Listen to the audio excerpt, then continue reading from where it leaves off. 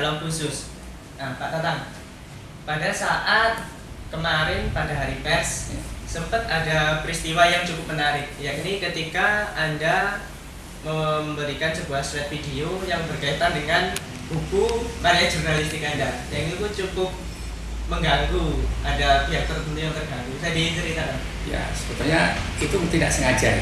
Jadi reporter dari PWI itu kesini, dia mewawancarai saya. Nah, koleksi buku saya kan banyak, gitu. Ya. Nah, dia ngambil yang punya ini, gitu.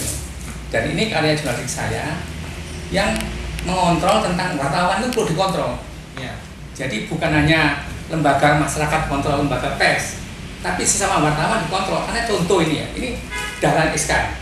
Ini dimana mengklaim seolah-olah dia ini seorang malaikat, dipuja di mana-mana. Ternyata oleh kejaksaan ditemukan banyak korupsi. Ya. Saya menelisik, ini bukan sekedar nulis, saya riset ini kan. Riset saya pertanggungjawabkan secara ilmiah. Ternyata dia ini melakukan berbagai praktek-praktek kecurangan, mulai dari PWU sampai ke sana, dan modusnya yang sudah ditemukan oleh kejaksaan itu, dia pura-pura tidak dibayar, tapi dia melakukan penjualan aset negara. Nah, ini di buku ini semua ada. Dahlan bisa nuntut saya, bisa nulis buku lain. Karena ini karya ilmiah, bukan karya fitnah. Dan oleh PW kemarin diekspos menjadi gempar. Nah, kebetulan Dahlan duduk depan saya. Begitu selesai langsung kabur dia. Tapi itu kan persepsi dan interpretasi Dahlan. Ya. Kalau dia merasa jurnalisme ini adalah karya ilmiah, kalau dia merasa nggak cocok, dia bisa nuntut hak jawab, bisa nuntut apa-apa, nggak apa-apa. Ya. Tapi bukan mengacir gitu kan. Nah, jadi ya juga itu menurut saya suatu blessing ya.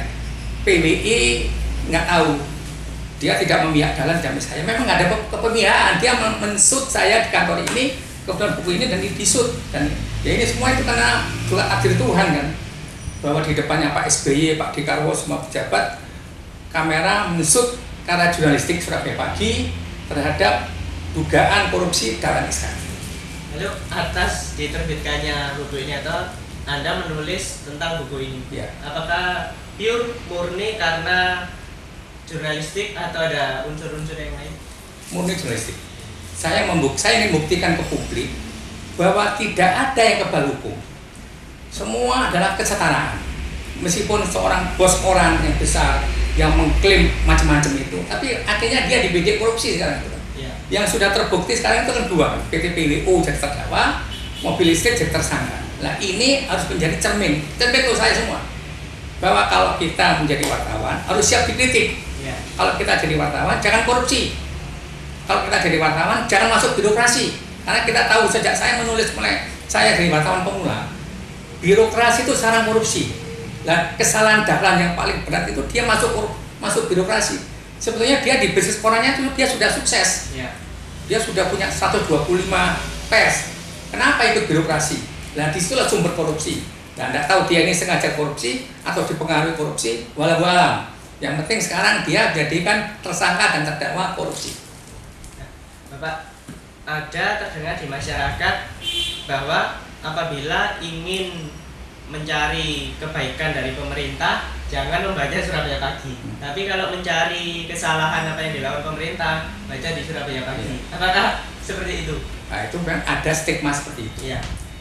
Nah, saya ingin meluruskan bahwa Surabaya Pagi itu diferensiasi koran yang berbeda dengan koran-koran mapan. Ya. Koran-koran mapan itu selalu muji-muji pemerintah. Kalau saya tidak memuji, saya mengkritisi semua perilaku. Karena hasil penelitian 70-82% perilaku birokrat itu korupsi. Jadi saya menyoroti yang korupsi, yang baik ya puji. Kalau yang korupsi saya tulis.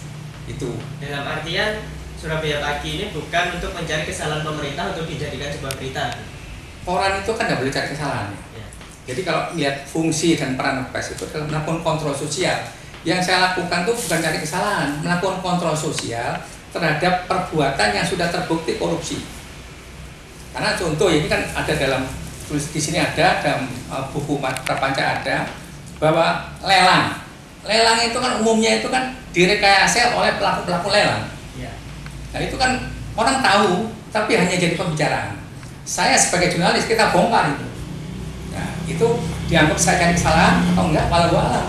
Tapi saya bisa nulis bisa mengembangkan, dan itu ditemukan oleh aparat kejaksaan. Sekarang kan banyak jurnalis-jurnalis muda yang sedang berkarya.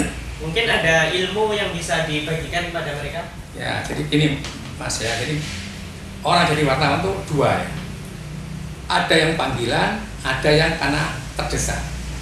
Mayoritas sejak tahun 84 saya melakukan penelitian.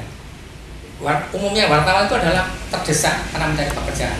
Yang betul panggilan itu jarang kan. Ya, saya panggilan. Saya contoh anak saya aja, lulusan hukum, lulusan MBA dari Ciputra, dia kepengen ikuti saya, tapi belum panggilan. Jadi dia kerjanya ya kayak kerja kantoran itu 8 jam selesai. Ya. Kalau saya panggilan 24 jam hidup saya di koran. Saya umroh, saya pergi ke luar negeri, saya selalu nulis. Saya selalu ngontrol koran saya. Kalau anak saya enggak, bareng-bareng saya umroh, dia happy, ya ngaji, saya ngaji, cuma kan saya tetap hidup saya di koran kok. Nah itu, jadi bedanya itu kalau jurnalisme sejati itu hidupnya itu 24 jam untuk kehidupan orang. Karena berasal dari hati tadi. Karena hati, karena saya ini kepuasan, senangan. Apalagi saya ini pengen buktikan bahwa orang tidak punya modal uang, tapi modal otak itu bisa bersaing dengan yang punya modal uang. Oke, demikian pemirsa perbincangan kita dengan Bapak Tatang Istiawan. Beliau yang selama ini selalu menulis dengan kritis dan menjadikan pers di Surabaya menjadi lebih bermakna karena beliau menjalankan pers, jurnalisnya berasal dari hati. Terima kasih atas perhatian Anda. Saya segenap kru yang bertugas mengucapkan terima kasih. Salam Surabaya TV.